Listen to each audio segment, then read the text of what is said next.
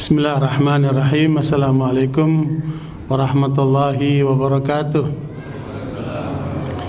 Alhamdulillahi rabbil alamin. Wabihi nasta'inu ala umurid dunya waddin. Wassalatu wassalamu ala asyrafil anbiya'i wal mursalin, nabina Muhammadin wa ala alihi wa sahbihi ajma'in. Ya ayyuhalladzina amanu taqullaha haqqa tuqatih wa la tamutunna illa wa antum muslimun. Subhanaka la ilma lana illa ma 'allamtana innaka antal alimul hakim. Allahumma la sahla illa ma ja'altahu sahla wa anta tajal hazna idza syi'ta sahla ma ba'd. Bapak Ibu jamaah rahmati oleh Allah SWT, masih dalam suasana Idul Fitri kita pada tanggal 20 Syawal. Taqabbalallahu minna minkum.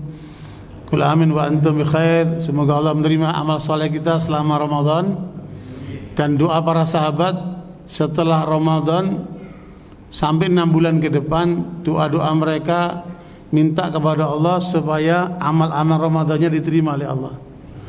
Nanti kalau udah masuk 6 bulan berikutnya, doa mereka berganti, ya Allah temukan kami dengan Ramadan. Itu 6 bulan berikutnya. Jadi kita sekarang terus memperbaiki diri, karena pengaruh Ramadan ini akan senantiasa membawa diri kita untuk lebih dekat kepada Allah, menjauh dari pengaruh setan. Dan malam ini kita akan membahas tema merancang kemajuan umat. Mengapa harus dirancang?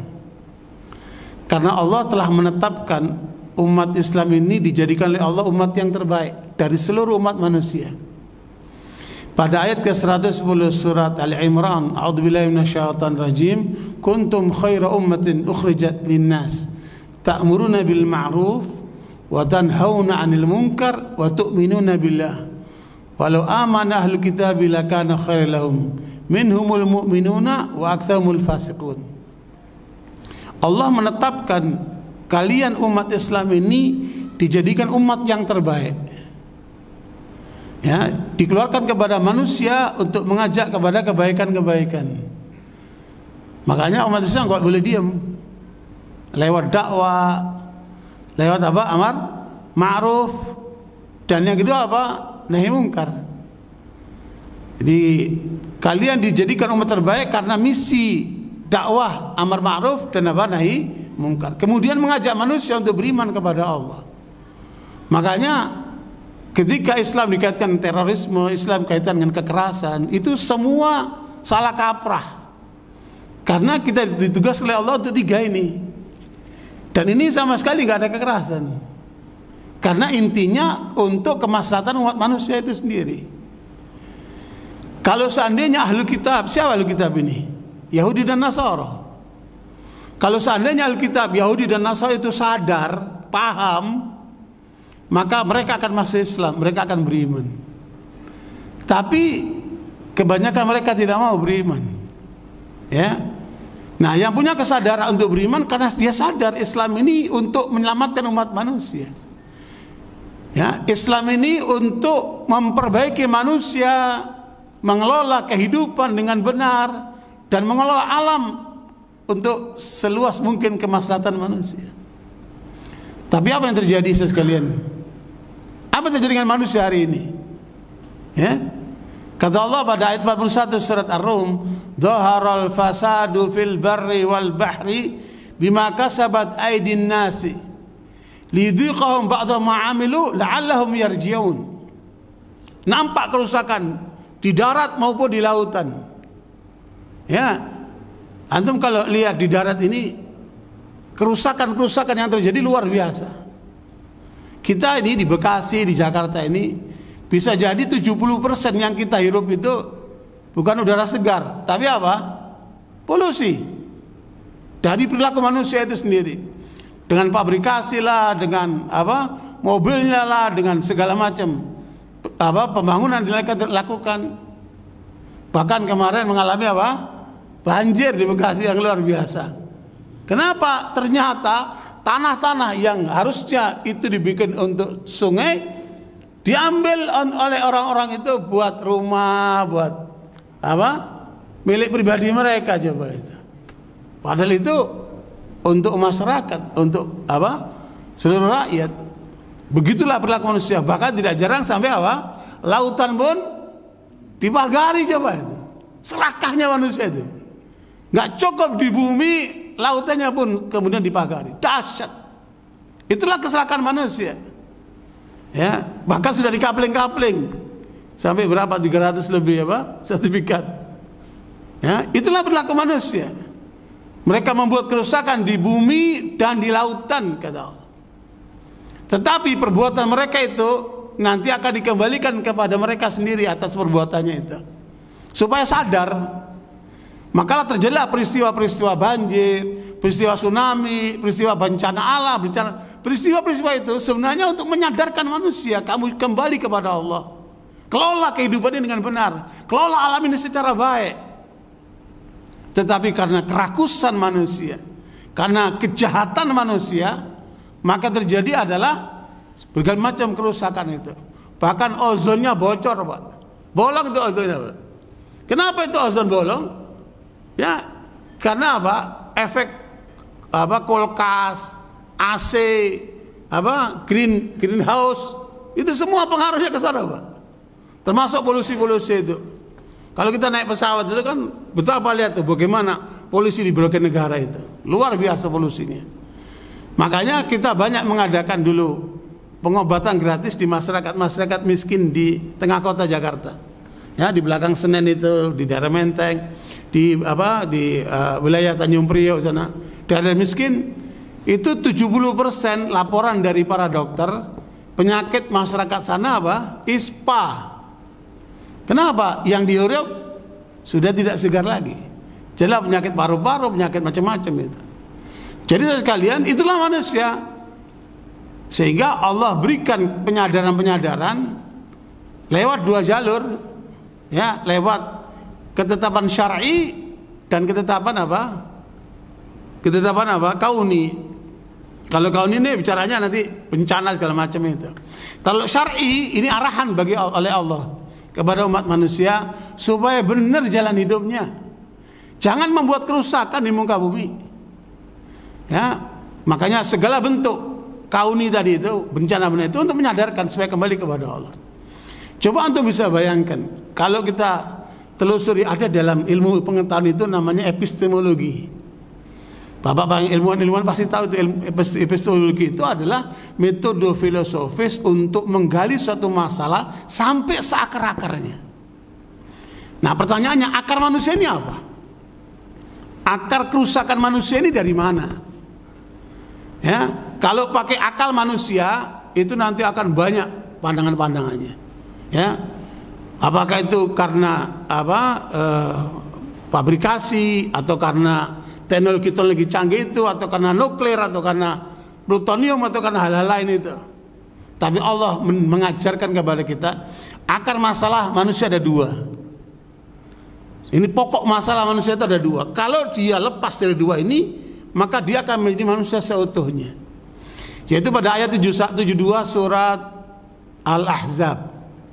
Al-Ahzab 72 Allah katakan, inna aradna al-amanata ala samawati wal ardi wal jibal fa abaina yahmilnaha wa ashfaqna minha wa hamalal insan innahu kana zaluman jahula.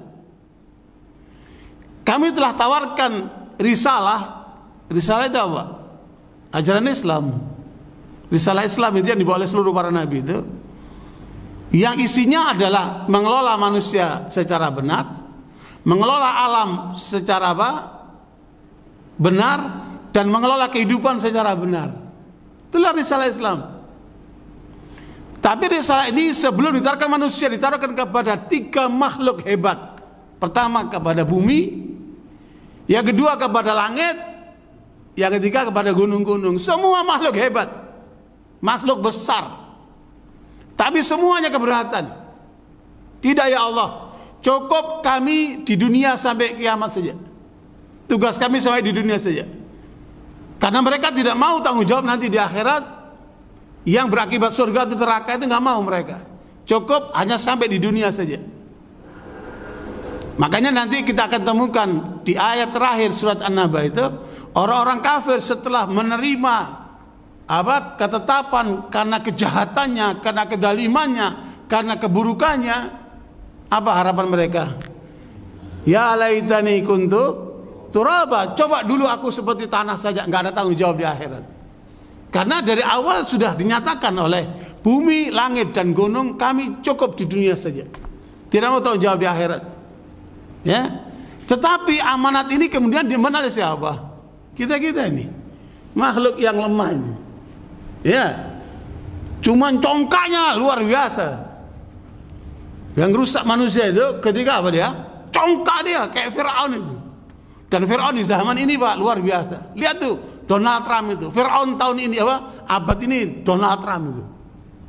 Betapa jahatnya si Donald Trump ini membackup negara Yahudi Israel untuk melakukan genosida kepada masyarakat umat Islam yang di Palestina, bahkan untuk mengusir penduduk Gaza keluar dari negerinya. Coba itu.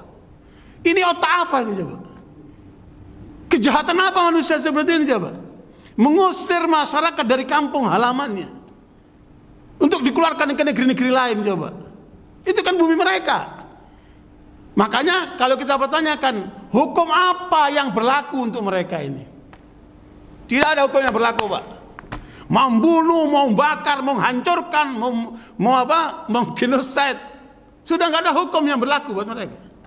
Yang namanya HAM itu bohong semua itu. Di mana HAM manusia yang sekarang ini? Ya, bahkan sekarang sudah mulai terjadi pemberontakan yang ada di negara Amerika. Tetangga-tetangga Amerika sudah mulai marah dengan keputusan Donald Trump. Sekarang kita digoyang semua dunia ini. Indonesia harus melakukan negosiasi terhadap 32% ditetapkan untuk perdagangan dengan Amerika. Cina menggoyang semuanya. Jadi ini manusia jenis apa ini? Hukum tidak berlaku buat mereka. Apalagi dia merasa kuat kan. Tapi Bapak Ibu jangan lupa, kekuatan-kekuatan seperti ini ya, itu sudah kita buktikan kelemahannya pada waktu kejadian di Afghanistan. Dua superpower Pak, Uni Soviet dan Amerika, dua-duanya kalah di Afghanistan. Saya mau tanya, apa yang dimiliki oleh penduduk Afghanistan itu? Bukan senjata, iman. Makanya iman tidak akan mungkin bisa dikalahkan dengan senjata apapun. Lihat itu Gaza itu, dibombardir di segala macam bentuknya, pakai fosfor, pakai yang sudah dilarang tingkat dunia, dipakai semua di sana. Tapi masih bertahan mereka sampai seperti itu. Iman tidak mungkin bisa dikalahkan. Dan itu sudah terbukti di Afghanistan. Kita menyaksikan kehidupan terjadi itu. Jadi saya sekalian, kita sebagai umat Islam ini Allah muliakan, diangkat menjadi umat yang terbaik. Dulu umat terbaik itu diberikan kepada kaum Yahudi, tetapi karena melanggar Allah, Allah cabut, dikasihlah kepada umat Islam. Siapa umat Islam terbaik pertama kali? Siapa Bapak Ibu? Siapa? Para sahabat radhiyallahu anhum. Para sahabat yang dididik oleh Rasulullah SAW menjadi umat yang terbaik, yang kemudian kita mewarisi mereka. Ya. Pada ayat ke-100 surat At-Taubah katakan was-sabiqunal awwaluna minal muhajirin wal ansar walladzina tabauhum bi ihsanin radhiyallahu anhum wa radu anhu. Generasi pertama kaum muhajirin ansar. Dan siapa yang ikuti jejak mereka? Kita ini umat Islam, ikuti jejak para sahabat. Mereka disuruh salat, kita pun salat. Mereka disuruh puasa, kita pun puasa. Mereka disuruh zakat, kita pun zakat. Mereka disuruh haji, kita pun haji. Kita ngikuti jejak mereka. Tetapi misi terbesar itu Allah jadikan untuk menyadarkan umat yang di luar sana itu bukan lewat sholat, bukan lewat haji, bukan lewat zakat, tapi lewat amar ma'ruf, ngajak kepada kebaikan, supaya manusia ini benar. Kalau orang tidak berjalan ke arah kebaikan, maka dia akan menuju ke mana? Ke arah keburukan. Ya. Yang kedua, wa nahyul munkar, mencegah yang mungkar. Semua yang dapat merusak manusia itu namanya mungkar. Semua yang buruk yang dilakukan manusia itu namanya mungkar. Mungkar itu buruk menurut agama dan akal, itu mungkar semua itu. Ma'ruf itu baik menurut agama dan akal, itu ma'ruf itu namanya. Ya. Kemudian ngajak untuk beriman. Ini isi besar umat Islam. Allah berikan tanggung jawab itu kepada umat Islam untuk menyuarakan kepada umat dunia sana itu. Coba antum perhatikan. Apa kendala terbesar umat Islam? Apa kendala terbesar umat Islam? Pemerintahan-pemerintahnya, Pak. Pemerintah negara Arab itu segitu banyak, mana tugas mereka menyelamatkan saudara-saudaranya yang di Gaza itu? Mesir nutup pintu, Jordan nutup pintu, semua bekerja sama dengan Amerika dan Yahudi. Terus apa arti pemerintah Arab Islam itu? Di mana pembelaan mereka itu? Datanglah bantuan-bantuan dari umat Islam, di masjid ini kumpul, ini masjid ini kumpul, kirim sana buat bantu saudara mereka untuk makanannya, minumannya, segala macam. Yang namanya negara mana itu? Hampir negara-negara itu peranannya kecil sekali kepada umat Islam yang di Gaza itu. Ya, luar biasa. Justru umat Islam ini terhambat oleh pemerintah-pemerintahnya sendiri, yang tidak berpihak kepada umat Islam. Karenanya saudara sekalian, yang perlu kita sadari, ini pilihan Allah buat kita. Kita dipilih menjadi umat yang terbaik. Ya, dipilihkan malaikat yang terbaik, malaikat Jibril. Dipilihkan Nabi yang terbaik, Nabi Muhammad SAW. Diberikan kitab suci yang terbaik, Al-Quran. Dipilihkan kota yang terbaik, Mekah. Bumi terbaik itu Mekah. Dipilihkan bulan yang terbaik, Ramadan, untuk diberikan Al-Quran ini. Dan diberikan malam terbaik, itulah malam Lailatul Qadar. Dan kita dijadikan umat yang terbaik oleh Allah SWT. Maka karena itu, ingat dua kerusakan manusia yang Allah sebutkan sebagai akar masalah. Kami telah menawarkan risalah kepada langit, bumi, dan gunung. Semua keberatan kemudian diambil oleh manusia ini. Kapan manusia itu bejat, Pak? Kapan manusia itu bejat?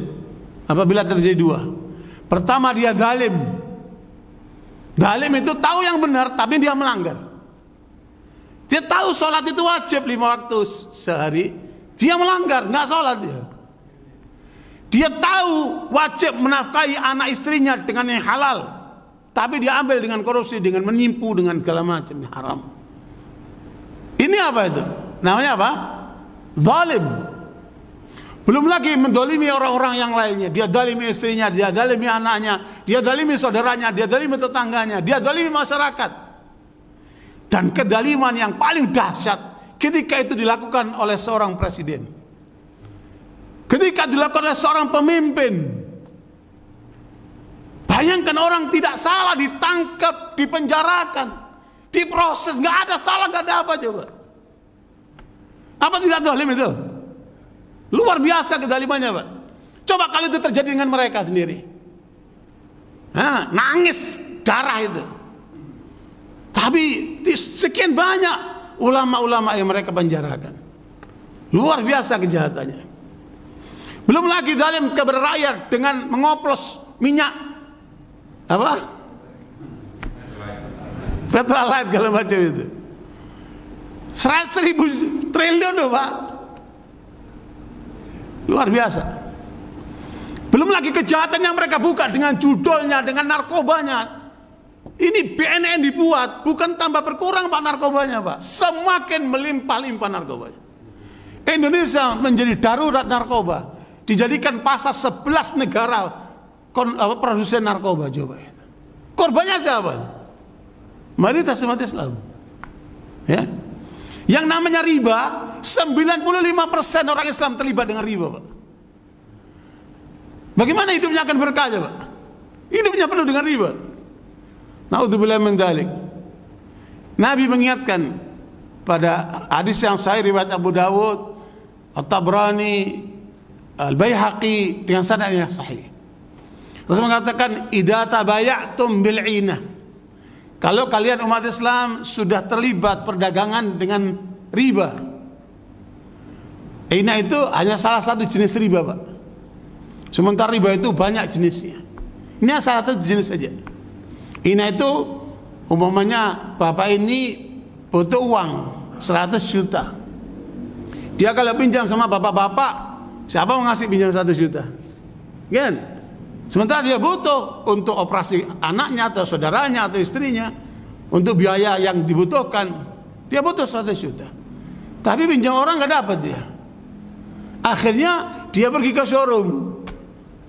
Dia lihat mobil, ini berapa mobil? Oh, ini mobil apa? Harganya 100 juta.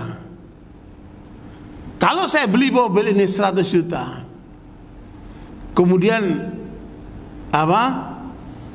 Saya jual ke Anda 120 juta. Saya dapat uang 100 juta, tapi beban ke saya berapa? 120 juta. Lebihnya namanya ina. Namanya riba ina namanya. Jadi sebenarnya dia ingin pinjam, tapi dengan pola kaya jual beli. Namanya apa tuh? Ina. Nah, itu namanya ina.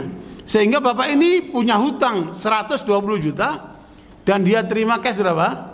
100 juta. Namanya apa itu? Ina. Dia bukan perdagangan ini, Pak, bukan. Dia sebenarnya hutang piutang.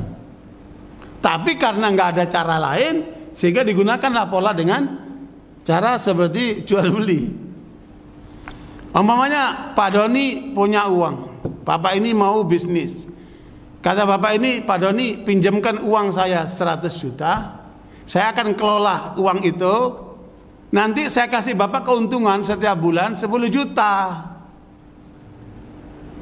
Ini apa nih, Pak? Riba. Bukan jual beli ini, Pak, utang. Tapi Pak Doni mau untung. Seandainya dia rugi, kira-kira Pak Doni nuntut 100 jutanya enggak? Dia tetap nuntut 100 jutanya. Karena itu yang utang, Pak. Dia ngutangin tapi dikasih apa? Keuntungan. Namanya apa nih? Riba itu. Dan di masyarakat kita tidak sedikit yang seperti ini. Maka Nabi mengingatkan, kalau kalian sudah perdagangannya dengan riba, dan riba itu berarti perang kepada Allah dan Rasulnya. Ya, orang yang makan dari riba itu isinya api semua itu. Ya, orang yang makan riba itu lebih berat dosanya daripada berzina dengan ibunya, Pak. Berat sekali kan? Tapi itu terjadi dengan masyarakat kita. Terlibat dengan riba. Wattaba'tum adnabal baqar. Kalian puas dengan perdagangan hewan, bisnis sapi, kambing, ya, onta atau jenis peternakan itu. Kalian senang dengan peternakan kalian. Tenggelam dengan usaha-usaha itu. Wattaba'tum adnabal baqar wa raditum bizara. Kalian senang dengan pertanian kalian. Ya, yang kita kenal sekarang namanya apa itu? Agribisnis. Nah, kalian senang dengan itu. Dan karena kalian terlibat dengan kehidupan dunia itu, sampai kalian melupakan jihad fisabilillah. Ini sekarang ini yang terjadi di Gaza ini, seakan-akan mereka sendirian, Pak.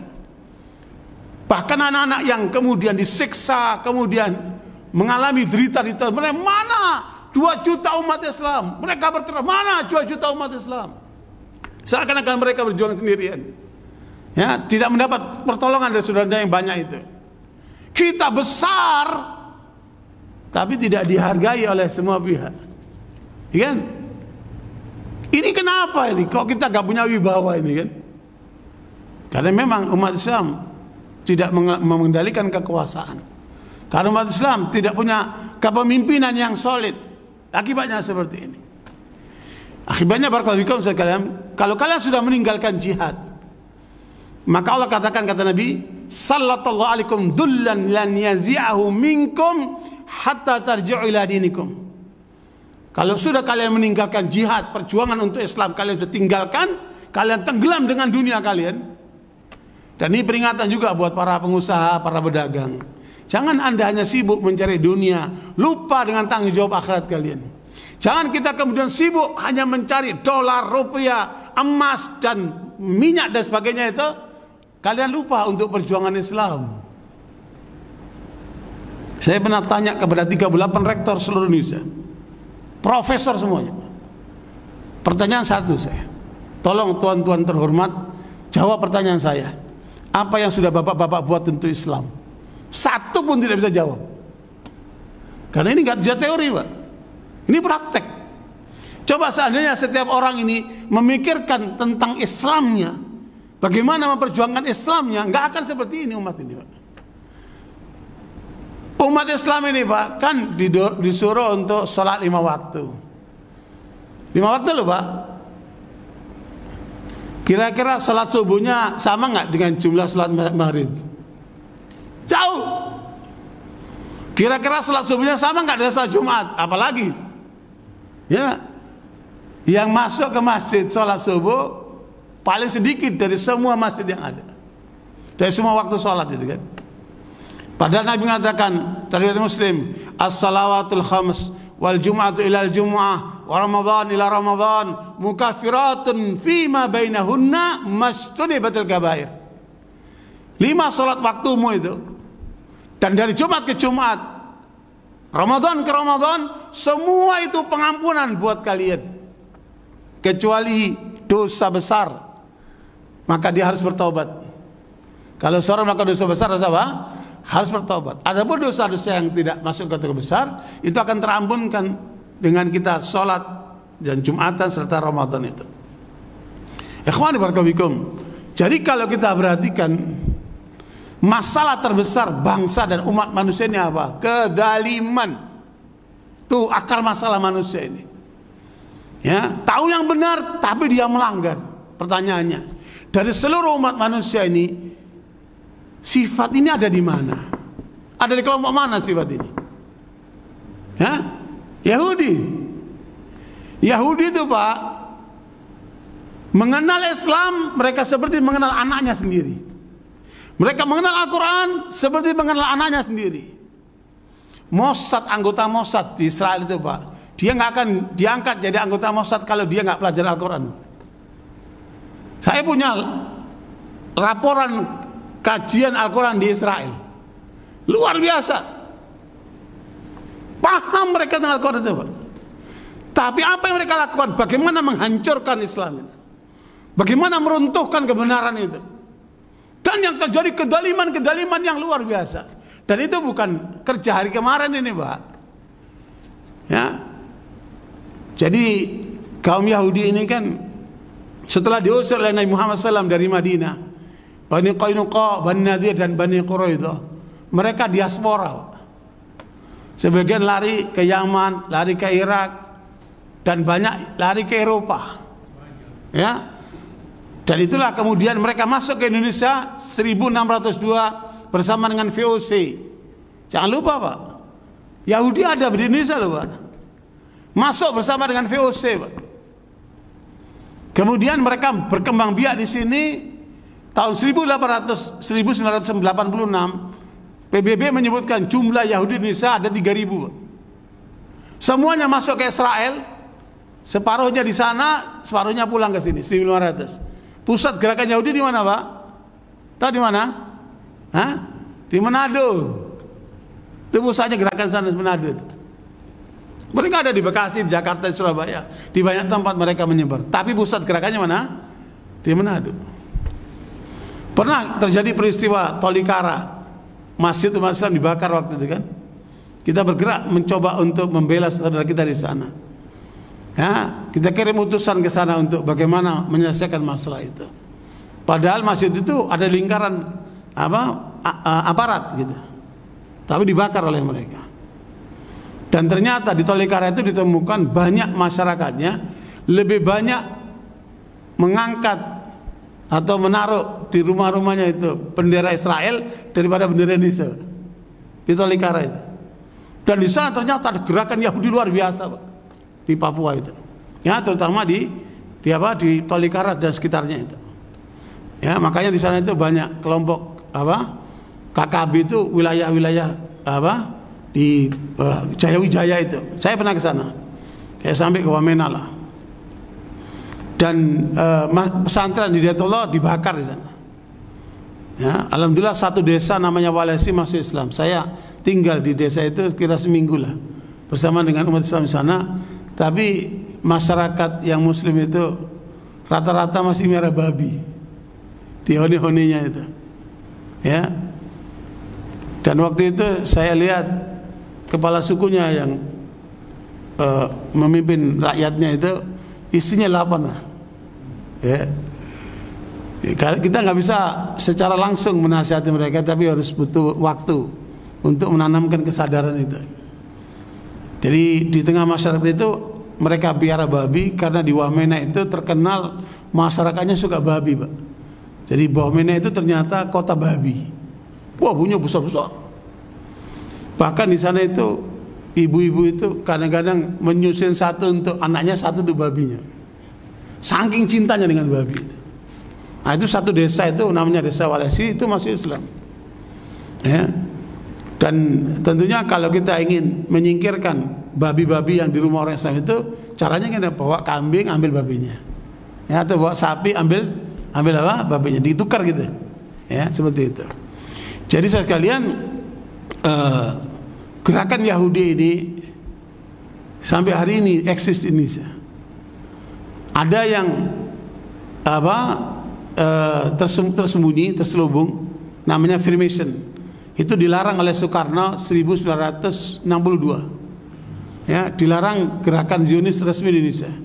Tapi mereka bergerak lewat Lions Club, Rotary Club, itu lembaga Yahudi yang resmi, ya, yang bergerak sebagai LSM di masyarakat ini. Dan begitu yang lainnya, Rotary Club dan sebagainya itu. Jadi saya sekalian, artinya mereka bergerak. Sekarang mau tanya, konsumsi bapak-bapak ini, ya, itu kebanyakan produk mana itu? Produk mana itu? Pepsodent, Coca-Cola, terus apa namanya, Oreo, terus apa lagi itu? McDonald, KFC dan sebagainya itu. Ya, itu produk siapa itu, Pak? Yahudi. Dan itu hampir masuk, termasuk sampo, termasuk sabun macam-macam itu. Dari Unilever itu kan, hampir semua kita pakai itu. Dan sepertinya semua tersirap, kok nggak ada alternatif lain. Kenapa nggak dibuat alternatif lain? Memang kita nggak mampu itu, Pak. Jadi sebenarnya ini semangat membuat perlawanan, membuat yang baru, membangun perjuangan, ini yang perlu dimiliki oleh umat ini.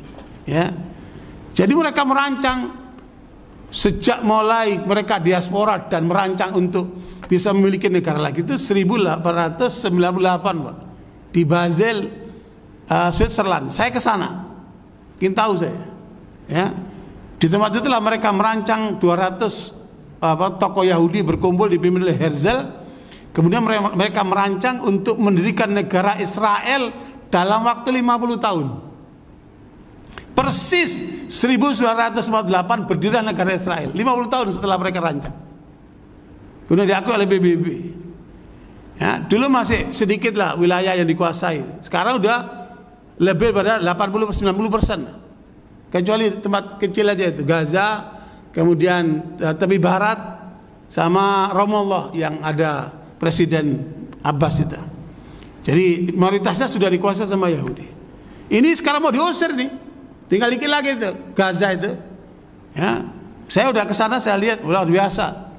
Kondisi umat Islam di sana betul-betul terpuruk dan tertekan, ya. Karena di embargo sedemikian rupa. Jadi sekalian, itulah Yahudi yang harus kita pahami. Artinya mereka kerja bukan kerja kemarin. Sejak terusirnya dari Madinah, mereka diaspora, kemudian mereka terus membuat satu kekuatan-kekuatan. Bahkan tidak jarang dalam negara-negara Islam secara peradaban dan sejarah Islam, itu mereka berada di lingkaran umat Islam. Apakah mereka sebagai pedagang, atau mereka sebagai dokter, atau mereka sebagai ilmuwan, gitu. Sampai mereka berkumpul di Basel 1898 dan merancang berdiri negara Israel, dan dibuat namanya Protokol Zions. Artinya blueprint untuk mencapai negara Israel itu ABC-nya seperti apa? Itu ada di dalam Protokol Zions. Itu pun dibongkar di mana, di Rusia. Ya, 1938 baru dibongkar itu. Ketahuan karena itu kerja rahasia mereka.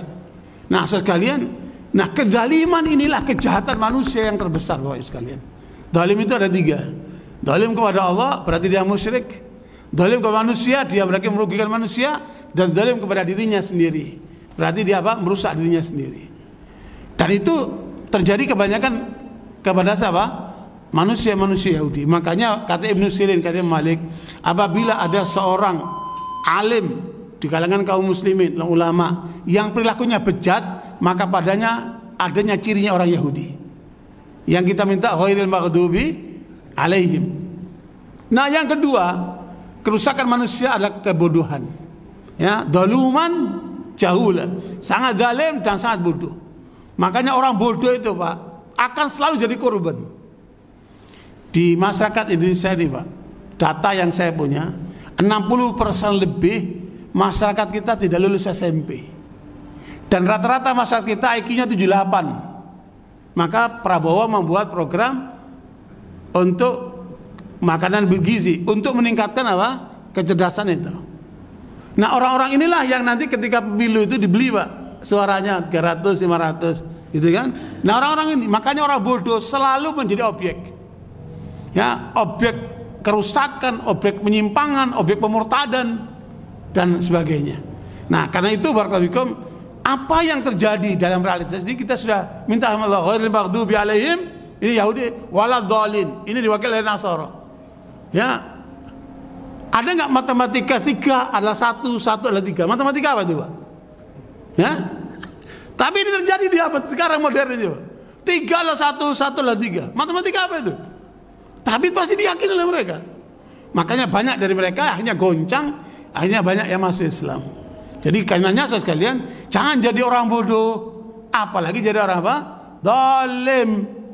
Maka dengan dua hal inilah yang harus kita jauhkan dari umat ini kalau kita ingin umat ini akan maju.